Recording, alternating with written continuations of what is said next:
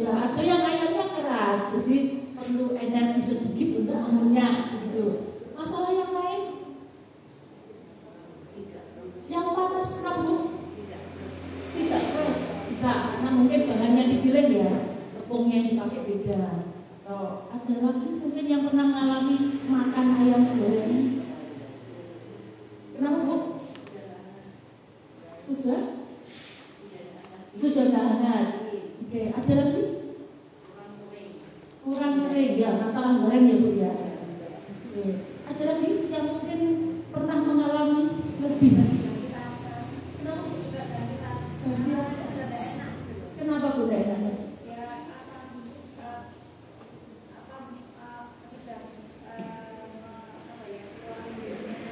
Keluar intinya itu ya, itu berarti masalah beli ayamnya mungkin tadi pagi jualnya sore nggak disimpan di kulkas itu ya. Nah, satu masalah itu tadi, kalau kita punya bahan baku ya kita harus kenalan dulu bahan baku ini seperti apa. Jangan sampai ayam ini nggak bisa disuruh ruang lama-lama, tapi daripada repot belinya pagi di pasar tapi jualnya sore taruh di ruangan terbuka. Datanglah teman-teman kecil kita nempel di situ. Masalah baru. Padahal niatnya betul, kita belinya tadi pagi bagus ayamnya, sore sudah tidak bagus lagi. Masalah lain lagi kalau ayam goreng, nggak mentah. Itu masalah goreng ya Ibu. Jadi kalau menurut saya Ibu paham lah ya, kalau goreng ayam itu sudah hampir tiap hari menggoreng. Jadi tahu bagaimana kita mengatur apinya supaya luarnya matang, dalamnya matang. Ada masalah lain yang mungkin pernah dialami? Biasanya model-model ayam goreng ya benar kan ya, tapi secara umum jualan ayam goreng, gorengan itu ada yang habis dimakan, terus tahu-tahu itu tadi ya. Kenapa itu minyaknya? Minyaknya yang salah. Iya. Sama halnya lagi, produknya sudah oke, tapi begitu kita salah pilih minyak, tetap masalah kan ya. Meskipun cantiknya seperti itu loh, siapa yang mau beli? Gitu ya. Nah, nanti saya singgung sedikit masalah minyak di belakang. Kemudian ini ekspresinya anak kecil nggak mau, kira-kira kenapa ya? Ya, susu sekarang itu saya tidak menutupi, tapi saya pernah menemukan penampakannya cantik Bu. Saya simpan berani oke, nggak bisa. Tapi saat dihitung teman kecilnya banyak banget. Artinya apa? Artinya bahan yang ditambahkan itu banyak supaya susunya nggak bisa. Jadi kalau dijual hari ini, besok lusa, itu orang nggak akan komplain. Karena komplain pertama kan lihat susu ya. Susu itu kalau bisa, ini jelek. Tapi selama nggak bisa kan kita bilangnya oke. Itu salah satunya. Nah, biasanya sebetulnya kalau kita sudah menambahkan bahan aneh-aneh tadi itu, bisa jadi rasanya tidak mirip, tidak terlalu beda ya, kecuali kalau orang sensitif melihat. Tapi begitu kelihatan, dicoba, baru mungkin ada yang sensitif mengatakan, oh ini aneh, ini yang beda. Tapi secara umum ada loh orang, ya kebetulan kami pernah dibawa sampel liputan 6, disuruh uji, betul ada. Ya, jadi memang kejadian orang bermain dengan begituan itu juga masih ada ya. Ini juga saya tidak mengharapkan ibu ikut, tapi minta tolong yang begitu jangan ditiru. Begitu. Nah yang ini pernah alami ibu buka susu kaleng, warnanya berubah. Masalah enggak?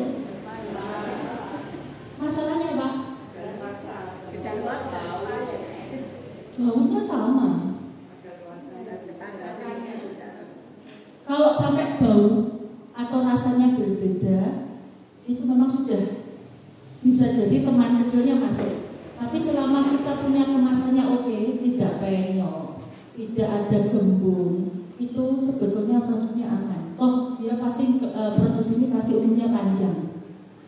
Nah, tapi kadang-kadang umurnya belum selesai, belum sampai expired katanya, tapi kok warnanya berubah. Nah, yang perlu ibu paham bahwa susu kental manis itu bisa mengalami perubahan warna selama disimpan. Ya. Kualitas mungkin tidak berbeda, tetapi gara-gara kita simpan terlalu lama, kemudian kemudian warnanya yang jadi mencoklat ini kita pakai, misalkan buat salad atau buat kue, produknya pasti berubah warna. Kalau berubah warna, apakah kemudian konsumennya jadi mau? Pasti bilangnya jelek lagi, padahal di sama aja harusnya. Jadi apa ya? Mungkin saya cermat dalam memilih bahan baku, itu ya. Oke, silakan. Nah, ini contoh kerusakan yang mungkin terjadi di masyarakat, pasti banyak kita temui. Mulai dari yang sekedar modelnya mengkeriput saja, ada yang mulai ada nggak tahu mungkin lendirnya, atau kemudian kesannya ada kapas-kapasnya begitu, itu sudah ada jamurnya. Kemudian kalau ini contoh yang ekstrim, ada bakteri yang sudah membuat susu terpisah. Ya. Meskipun kalau ditanya ini loh, ini juga serupa dengan kalau kita bicara tentang yogurt atau susu asam, kita asamkan sama-sama, tapi pasti teman kecilnya yang namanya bakterinya berbeda. Jadi yang satu efeknya positif, yang satu efeknya negatif. Nah yang ini juga, jadi saat kita punya roti, kemudian sudah mulai ada spot kecil-kecil, bintik-bintik hitam, hijau, itu sudah pasti jamurnya tumbuh dan sudah harus dibuang, bukan kemudian disayangkan, ya. Karena meskipun jadi murah, tapi tadi sudah ada jamur, kendalanya adalah saat kita makan bisa macam-macam nanti penyakitnya. Ya silakan. Nah, jadi kita penting untuk mengawasi yang namanya keamanan dan mutu pangan. Kaitannya di mana? Yang pertama kesehatan. Ya jangan sampai orang makan makanan kita, produk yang kita jual, tahu-tahu keluar berita beli makanan di toko A atau di pengusaha A, 10 anak masuk rumah sakit misalnya. Ya kan kita nggak pengen dia sampai seperti itu, maka tolong ini dijaga, jangan sampai itu kejadian. Yang kedua, kenapa kita perlu jaga? Yang pasti masalah ekonomi. Kaitannya dengan apa? Kalau sudah bikin produk, tahu-tahu konsumennya bilang negatif, pasti efeknya dia akan beli lagi. Kemudian kehilangan, kalau mau ekspor pasti ya, untuk pasar itu harapannya makin meluas dan makin menyempit. Demikian juga untuk produk dalam negeri yang skalanya besar, tentunya tidak bergerak yang areanya pertama se-Surabaya jadi cuma sekecamatan atau malah se-RT RW gitu ya. Nah yang sosial ini juga kepercayaan konsumen itu nomor 1 itu. Jadi kalau kita jual ini jangan sampai konsumen itu tidak percaya. Nah kalau pabrik besar sudah itu lebih mudah dijaga karena mesinnya sama, standarnya selalu ada. Tapi kalau kita yang bermain di skala kecil, UMKM biasanya kan karena kita buat sendiri, bisa jadi mungkin mainannya pakai sendok, gitu ya, belum ditimbang.